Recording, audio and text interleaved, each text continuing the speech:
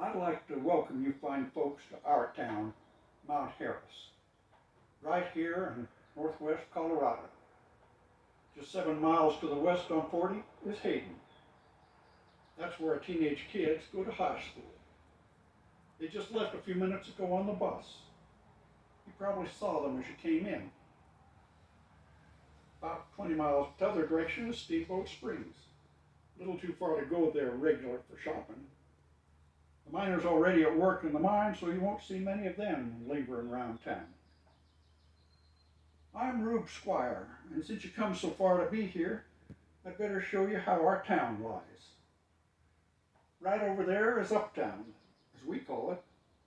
Over yonder is the train depot. Tracks go right through the town from Denver and on to Craig to the west of here. We still have regular passenger service in our town, but mostly coal trains run these tracks. We have fancy diesel locomotives pulling the trains now, but they don't hold a candle to the steam engines that used to go puffing and smoking and blowing off steam down the tracks. On this side of the railroad is the company housing. The miners and their families live here. Uptown is where you see the sandstone building. That's where we shop and do business. Really special as mining camps go. The sandstone was quarried and cut into blocks from the sand rocks just north of here. First, on this end is the mine office with the pay window. Today's payday, and later this afternoon the miners will be lining up to be paid. We only pay in cash here, mostly in dollars, but the rest is in scrip issued by the company. The scrip can only be used in the company store. Now, isn't that just great? Mount Harris Mercantile is next. You know, you can get about anything you need there. Groceries, dry goods. There's a butcher shop in back. Manuel Gonzalez is our butcher. Upstairs is furniture and bedding. We had a dentist up there at one time. You go into the drugstore from the Mercantile. Have our own barber shop, of course. And then there's the pool hall. We even have our own post office. And just beyond in the wooden building is our theater. Every week they show a movie there. 10 cents a person. It's everything we need. Things are just getting going for the day. The smell of Mrs. Royo's tortillas is still floating in the air. Sometimes she gives these treats to the kids filled with cream and jam. My word, those are good. Mr. Scavardi, see the gray-haired fellow in the shirt and tie over there? He's opening up the door of the Mercantile for business. He's the manager. Came up from Trinidad. Lots of Italians in that mining town, you know. He lives in the boarding house, just across the tracks from there, but gets his supper at the Rutherford place. Speaking of Rutherford, Ralph Rutherford, the mine auditor and paymaster, just went in the side door of the mine office. Easy to get to work for him. He lived just across from the depot, in the superintendent's house. They still call that, even though the mine superintendent hasn't lived in our town for years. All the same, it must be one of the grandest homes in all of Routt County. It has 4 bedrooms, 3 upstairs, and 1 off the kitchen downstairs with its own bathroom for the cook. The only cook there now is Marie Rutherford. You know, it even has what they call a reception hall as you enter. A reception hall. That's really something. From there, French doors open into the living room and the dining room. The dining room has built-in china cabinets. Imagine that. Even has a fountain in the front yard. The water hasn't run in it for years. Behind the depot and across the road is Doc Price's home. Just next to it is the doctor's office. Now he's married to Mrs. Price, you know. Seems a bit mismatched looking from the outside. Doc Price is a stocky, gruff guy and a big game hunter and a taxidermist. They have stuffed animals all around the house. Mrs. Price is slim on what you'd even call elegant. She teaches up at the schoolhouse and also gives piano lessons to the kids here in town. She's as proper as you can get. She tells her students, animals sweat, men perspire, and women do. Women do.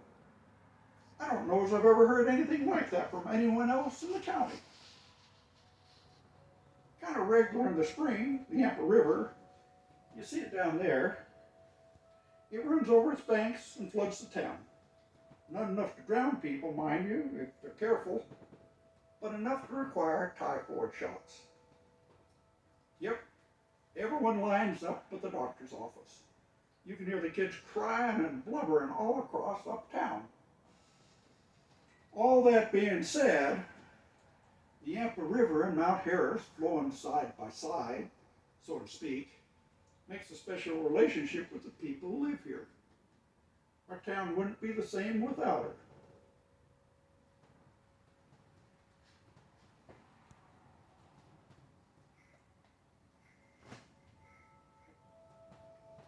Well, Dinah's down by the mine office sitting on the fence.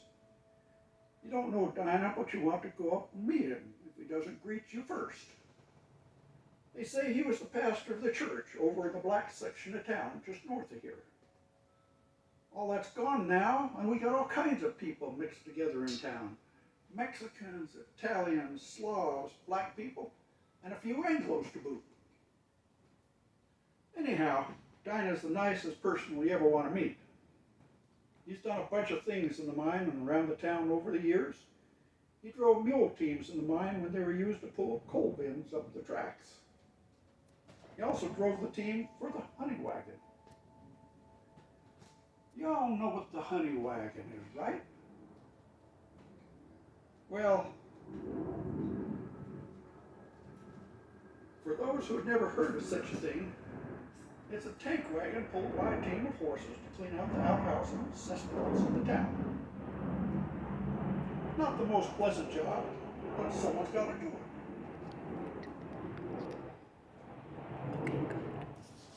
You know how it is. Now, when we're all done here, you just go down and shake his hand, and he'll give you a good day and a blessing. We even have an artist in town, Luigi Valeri, a sculptor of sorts. His place is just this side of the tracks. You might be able to see some of his work on his porch and front yard. He gathers driftwood down along the Yampa. When he sees something that fits his imagination, he drags it back. He assembles the pieces to look like deer, giraffes, and fantastic creatures you might see in a picture book. He sands them down real fine and then varnishes the lot. May not be something for a big city museum, but they satisfy the eye of the people in this town, our town.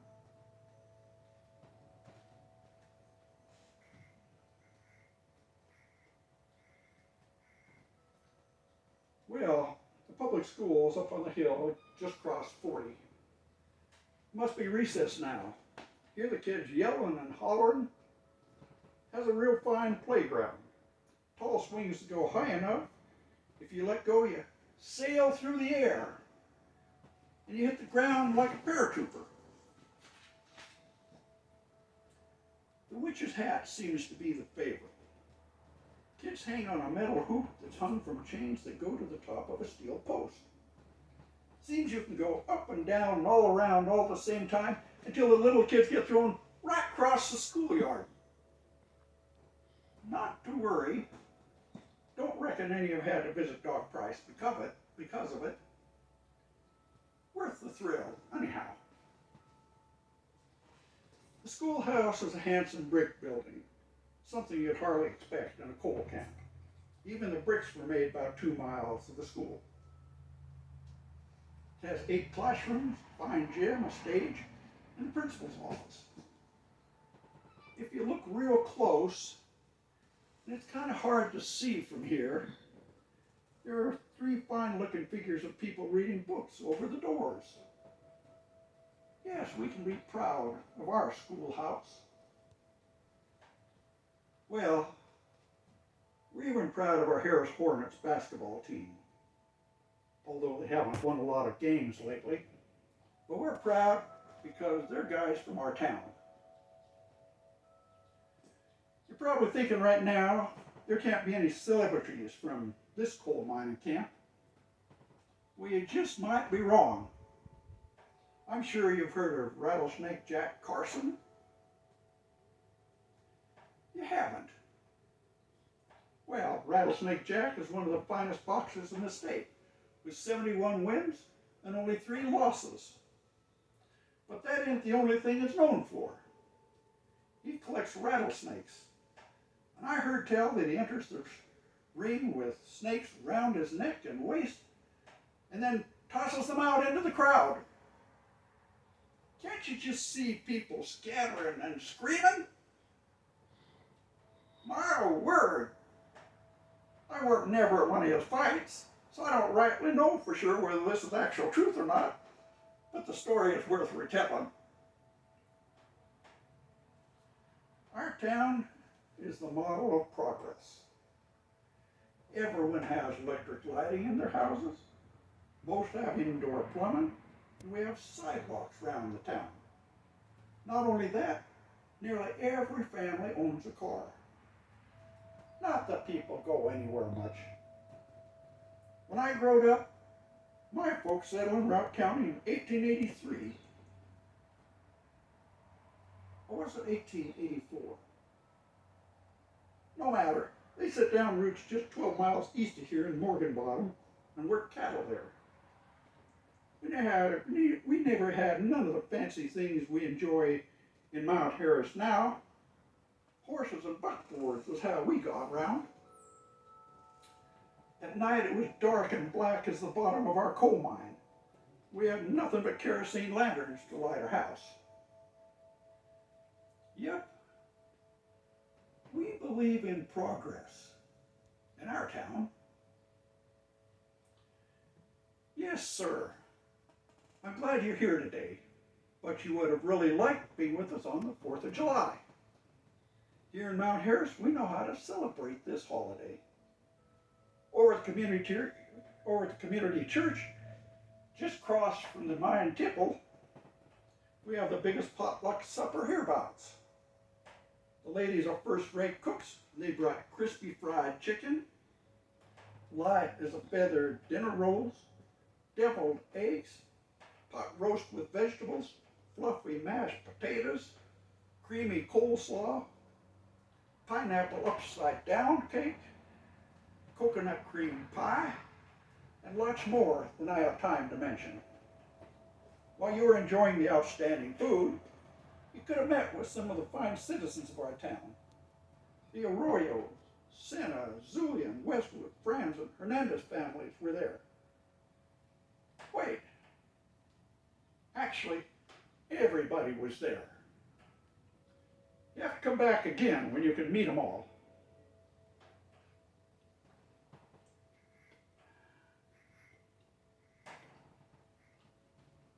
And speaking of Independence Day, our people believe in faith, family, and country. Most everyone goes to church every Sunday. Some pray right here in the community church. The Catholics go to Steamboat Springs, but sometimes they have their mass up in the school gym, and the other people attend the Congregational Church in Hayden. We spend time with family, and if you count grandma, granddad, aunts, uncles, and cousins, second cousins, and the like, the families are huge. Anyway, what else are we going to do? Just sit and listen to the radio all day? Finally, a lot of our boys volunteered to go in the military to defend freedom over there in Europe and the Pacific. Just to name a few, there were Joe Rolando, Bill Lee, Willie Schuster, Davis Nelson, Gordon Osborne, Fidel Gonzalez, Jess Angelo, and 3 of the Rutherford boys. The list is too long to go on. Some of these brave men were killed in action. We We don't take freedom lightly here. They risked their lives in war, and now these brave guys have come back and risked their lives in a mine shaft. No, sir, we honor bravery in our town.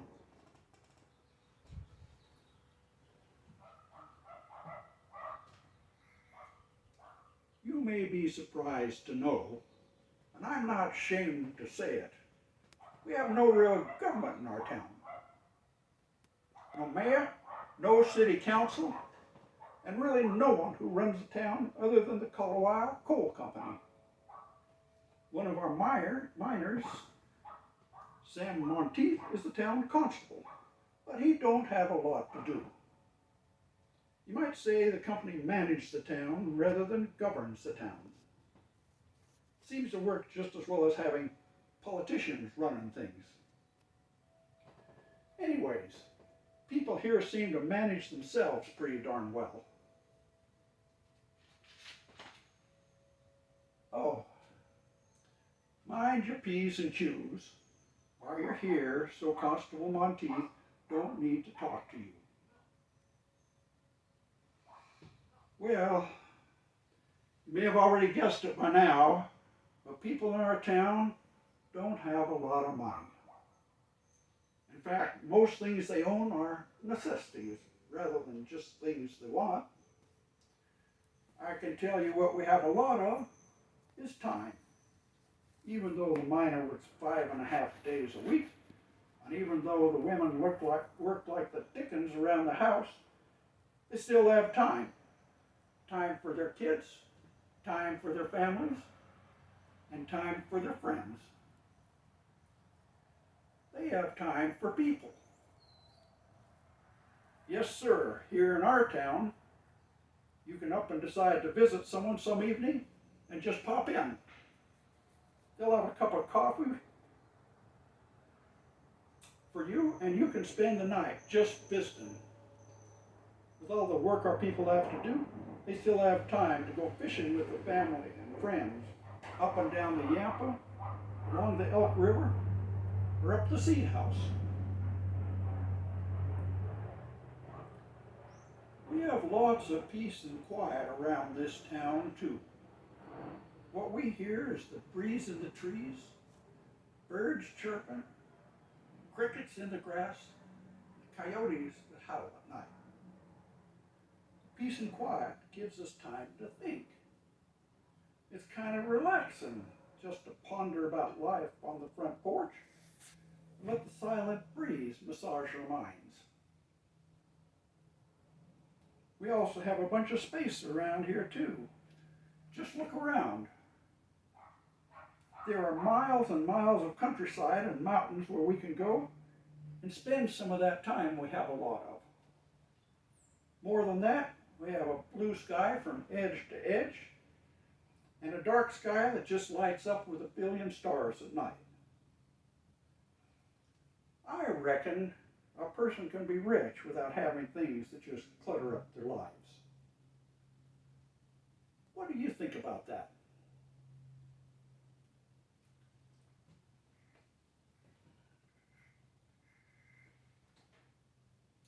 So I mentioned before, we don't travel much away from here. I've only been to Denver once in my whole life. I declare, I've never seen anything like it. There are some buildings over 10 stories high. Makes a person feel kind of small. And there are cars everywhere, rushing and honking like everyone had some important place to go. The people are nice enough, but I could go a year there before I could find someone who wasn't a stranger. I kind of like the size of things in our town, Mount Harris. Not only that, I know the name of every single soul here, and they know me. It's just nice to have friends around every corner.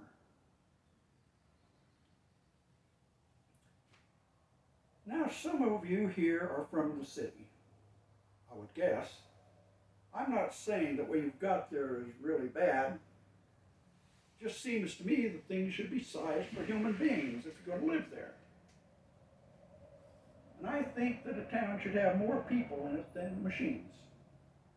It's just me, folks, but living things make a better town than gears and engines. Now I'd like to say something to those of you who have homes in a small town or live out in the countryside. Maybe you have something that can't be found nowhere else. These days it's said that bigger is better, but don't you believe it? We all know what happens to minnows in a large pond, and it ain't pretty. Bigger is better when it comes to the heart of a town. Bigger is better in friendships and the love of your kin. And better is better when you make the town be the place you want your kids to live in. What I'm saying is that buildings don't make the town. Not even how folks make a living there. It's people who make the town worth living in. It's you and the person sitting next to you, the family down the block, the person minding the store, and the farmer that supports your business. That's our town. And that's your town too. Let's see how are we doing?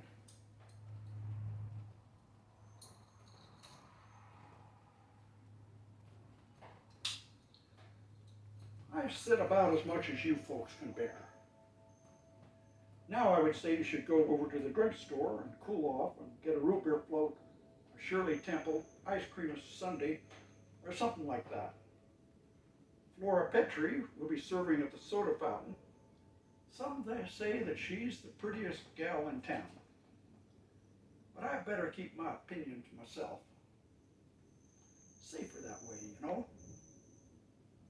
All the same, the young bucks in town spend a lot more time at the drugstore than at the pool hall. Maybe it's all better that way.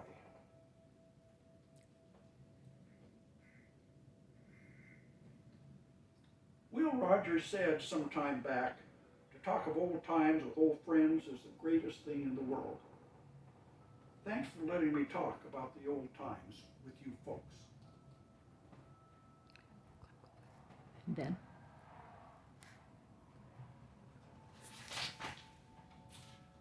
I have to add a couple of things. I'm not actually Reuben Squire. He's my great uncle. He was the family storyteller, and I want to give this talk in his honor.